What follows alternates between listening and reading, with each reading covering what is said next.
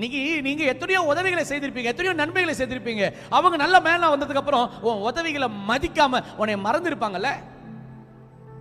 கர்த்தர் சொல்றார், மகனே எல்லா வாக்குத்தத்தங்களை சொல்லிட்டு ஒன்று சொல்றேன்டா, யாரும் செய்யாதது ஒன்று நான் செய்ய போறேன்.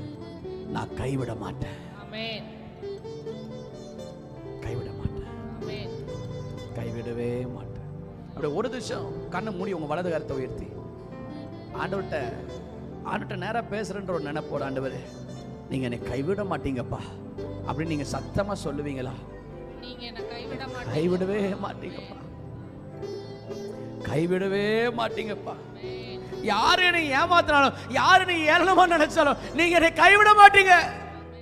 இதை நான் எழுதும் பொழுது கர்த்தர் ஒரு வார்த்தை ஆங்கில மொழியில் எனக்கு சொன்னார், no matter who tries to hide you, God will ride you on high.